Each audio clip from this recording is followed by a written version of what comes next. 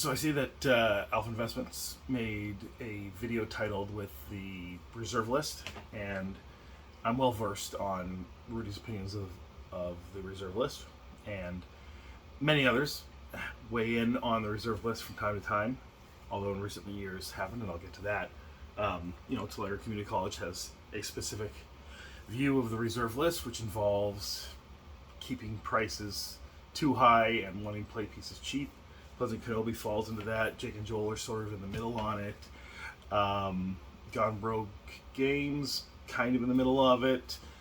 And Kitchen Table TCG, leans towards favoring the reserve list. I think sometimes not. It's hard to tell with Louis. Anyway, this is specifically about my opinions on the reserve list, which I guess spoiler, or people are going to call it, I don't know, milk toast, fence sitting. But really what it boils down to is I don't particularly care about the reserve list one way or the other. And I'm not sure if that's the majority of Magic the Gathering player opinions. If you take the view that the people that are online discussing Magic the Gathering are a small minority of the actual people that play Magic the Gathering, I think that's the case. If you just look at Tolarian Community College, the largest Magic YouTube channel, there is only approaching 1 million subscribers, or I don't know if he's surpassed 1 million subscribers at this point, but that would be 1/20th, 1/40th, 1/50th, depending on what numbers you're looking at for the number of Magic the Gathering players.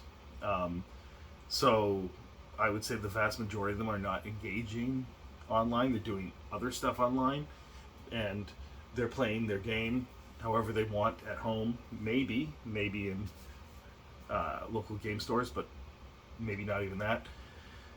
Anyway, I think that the reserve list doesn't actually matter one way or the other to the vast majority of people. Or maybe it's just me, and either Rudy's right or the professor side is right. And it's possible.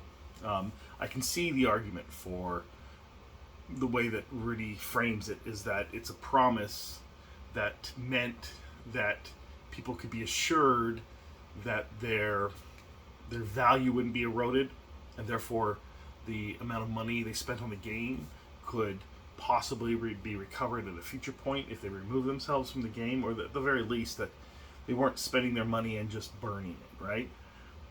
And on the Tolarian side, I understand that people want to play the game and they don't want to spend, what it used to be, I don't know, $800, $1,000, $2,000 for a standard deck, or for a modern deck, and then standard decks were somewhere in the 500 range, and commander decks, I guess in CEDH can get up that high, and of course, these commander decks that came out with Modern Horizons 3, or the ones that came out with Commander Masters, or now I guess the Final Fantasy ones are very expensive, and there'll be even more expensive ones coming in the future, probably, especially if you count the premium versions of Final Fantasy and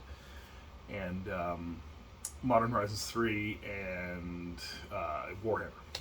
So I understand from Tolarian Community College's perspective, which is shared by Pleasant Kenobi and somewhat by Jake and Joel and somewhat by others within the industry, that they want people to be able to afford to play the game. And that part I also don't care that much about, because I think people can afford to play the game, especially now. One, the reason why I don't necessarily care about affording the game is because it's something that's, it's not a necessity. It's not something that you have to have. There's lots of other luxuries you could spend money on, and hobbies that you could do that are less expensive. And then even if you look at the money people do spend on other things, and I think that people on other types of pursuits, whether it's traveling or dining out or sports stuff or whatever. People spend a lot of money on a lot of things, but also it's a collectible card game, and that has been what it has been from its conception. And people like to call it a TCG, a trading card game, and they want to emphasize the trading part, but no one trades it anymore. And the only reason for the trading was for the scarcity of it, and when you have scarcity, you have value. And I think that most people like the fact that their collection of cards that they've had since whenever they started playing this game and collecting this game, that it has some value. And I don't think there's a single person who wants to play this game and then also wants their collection to be worthless. So I don't really trust the side that is saying that there needs to be cheap game pieces, because I don't believe that they want their entire collections to be worth nothing, right? Because that's what would happen with cheap game pieces. I mean, you can say, oh, they just wouldn't be as expensive as they are now, and a $50 card would be a $5 card, but I don't think that the economics for it works out that way. But to get back to the reserve list, I think that, yes, that kind of puts a little bit of confidence in people, or used to, that the value of the cards wouldn't necessarily be eroded by reprints, right? And that even cards that weren't on the reserve list, there was sort of this expectation amongst people that Magic would, or Wizards of the Coast would be conservative in their reprints. But then the game piece army came along and became more vocal and more spread across the various lines of discourse, and Wizards did want to appease them because they are a market segment and they're going to be buying the product. So, there's a lot of videos from Tolarian Community College about this card needs a reprint, this card needs a reprint, this card needs a reprint. And from his perspective, I guess he's correct that players need this card for this format, therefore it should be reprinted, because he doesn't want them to spend $50, $100, $200 on a card. Especially the fetch lands are the example that you could use, where they used to be $50 to $200 when I first started watching YouTube videos about Magic the Gathering, and now they are $15 to $45, $50. And I may be off by a little bit. That's fine. You can correct me in the comments with the actual values of the fetch lands. But what is certain is that their value has gone down. I'm not opposed to that. But that is what has happened with the increased printing of the fetch lands. Even though after Khans of Tarkir, they were no longer reprinted in a standard set, except as part of a box topper for Zendikar Rising, or they would be reprinted in a premium set like Modern Horizons 2, or what was the other thing that I guess the other fetch lands were printed in Modern Horizons 3. But so the fetch lands, because of Modern Horizons 2, went down in value, even though Modern Horizons 2 was back then a premium product. Now it's, I guess, not a premium product, but it's not a standard product. It's sort of halfway in between. I don't know, maybe Modern Horizons 4 will become even more premium. I don't know, but the point is that the value has gone down for the fetch lands. So anyone that had previously spent money on fetch lands now can't recover what they spent on fetch lands. New people can get fetch lands at a much easier price to acquire them, but they are also less relevant than they were in the past, mostly because we're not playing as much standard and modern as we are Commander, and they're valuable in Commander, but not to the degree that they were in standard and modern. So, because Wizards of the Coast listened to the people that were demanding reprints, and also because they wanted to pack products with perceived value and these reprints would do that and help sell the product. And during the bad times of, late 2021, all of 2022, most of 2023, they really needed to move products because they were overprinting. So we ended up with a lot of reprints. Now, I always held this notion that when they brought out the set boxes, and they brought out first they brought out the collector boxes, then they brought out the set boxes, that you could put the value into the higher end products. You could have a certain percentage chance, a tiny percentage chance of getting in the set box, and a large percentage chance of getting in the collector box, but it would be very expensive, or almost no chance in a draft box. Now we have play booster boxes, which combine draft and set. So you have, I guess, somewhere in between the draft and set box chance of getting these valuable cards, and then some cards are relegated only to collector boxes. And I think that and the serialized cards has helped maybe shore up the value of the singles, the reprints, so that it's almost like a best of both worlds thing, where you can get the base version for relatively cheap in comparison to previous eras of Magic, and the higher end versions are at the level of expense that they previous were, and in fact now they're astronomical. If you look at the Chocobos now Louis has me saying Chocobo wrong. Anyway, you can see the serialized Chocobos selling for $40,000, which is, I didn't see that coming. I don't think anyone saw that coming. And now there are massive lottery cards in the collector booster boxes, and their value has gone up. And I think that's probably a good thing. I saw that the professor complained about it. He always complains about price because he doesn't like people spending too much money on things, but he doesn't recognize that some people want to spend too much money on things. That's just what they want to do. It's their money, so just let them. But there's no reason for him to not, I guess, say, I think this is too expensive, I think that is too expensive. The point is that the Chocobo card itself, the base version, I haven't looked at the price. I imagine it's $1. I don't think these are unique cards, these like functionally unique cards, just those 77 cards. And even if they were, I'm not sure how much I would care. So I don't think that the reserve list necessarily carried the promise that the proponents of the reserve list thought that it carried. Like, it wasn't as significant maybe as they thought it was. But also, I don't think from the other side that it was as detrimental as people thought it was. And I don't really care either way, and I never have, that it could be eliminated or it could be expanded. And I don't have an opinion on which should be done.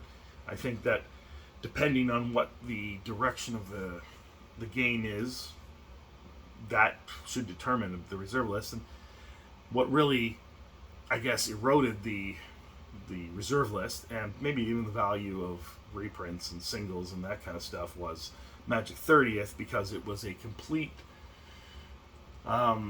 reversal of they were already eroding away at their promise to not print reserve list things, because they had made certain promises about not making cards that were better, or not making the same functional cards but with different art or whatever. And they started to erode those things throughout the years, just to chip away and see how many people would complain, so that it could pave the way for something like Magic 30th, which absolutely failed and completely ruined the reserve list market, right? So we already had problems in 2022, and at the end of 2021, was it the end of 2021? Let's pretend that it was. They print Magic 30th, and reserve list cards are already sort of flatlining. We've hit maybe the market bottom for almost everything by this point, or we're getting there. And then the Magic 30th erodes the reserve list further than the rest of the market. And I think an argument can be made for that. Maybe it didn't, but the point is that people just stopped caring about reserve list cards. It was talked about a lot from 2014 to 2021. Reserve list this, reserve list that, and even before I got back into Magic, I was already aware of what the reserve list was, even though when I played it in the 90s, I'd never heard of the reserve list because I don't think it came out, that it wasn't created until after I'd already basically bowed out of the game. And maybe that's why I don't have a connection to it, is because I wasn't present for the need for the reserve list or the outrage at the reprints of Chronicles, I think it was, that caused that. So now, are we going to start talking about reserve lists again? Are reserve list cards going to start going up again? Are there going to be reserve list buyouts? I think that, it's possible that we'll expand the reserve list. It's possible you can make the argument that we already have with certain treatments of cards, especially serialized cards. Those are basically reserve lists, and that makes the collector boxes that contain them effectively reserve lists, because it would be a second printing that didn't include those serialized cards, and therefore they wouldn't be the same collector boxes. And this is kind of what we saw with Lord of the Rings and Lord of the Rings Special Holiday Edition. And I don't know whether Wizards is going to outright call this stuff reserve list, or whether they're going to add to the reserve list in ways that are similar to how they created the reserve list in the first place. I also don't know whether they're going to completely abolish the reserve list and just have the new things that are quasi-reserve list. Yeah. And I'm not really sure that I care either way, except that if it comes out of nowhere, it can cause a lot of market turmoil and a lot of fear and panic and cause prices to drop, so that if there are going to be changes one way or the other to the reserve list, Wizards should be very clear about what they're doing and why they're doing it and when they're going to do it. And they shouldn't do it when they announce these things. They should pave the way with little announcements over 3 months, 6 months, a year, and get people to get in the water and warm up a little bit. That's just my opinion on the reserve list, that it shouldn't, changes to it shouldn't come out of nowhere. If it's abolished, that shouldn't come out of nowhere. If it's expanded, that shouldn't come out of nowhere. And I think that maybe Wizards has a handle on the reprints now, that you can kind of get cheap game pieces. And if you want bling pieces, those are the pieces to chase. And you want collector boosters for those, or you want at least you want lots of play boosters to open, so that you can at least get a chance to get the really high-end cards. But if you only want to spend little bits of money, you can make a good deck now for far less. I think both standard and modern decks, I think the price of them has gone down since 2020. And correct me if I'm wrong about that, but that's just my perception, that we might even be at half the value now, so that it doesn't cost as much to get into it. And the people that had modern decks that cost them $800 to $1,000, I think that their value has sort of returned to that level since the downturn, just because now we see cards as this is from this, and it has this, this scarcity, and the base version from a new reprint is maybe $5, whereas the original is $50, and the Surge foil is $75. And I think maybe that's good. Maybe things are going well. I don't know.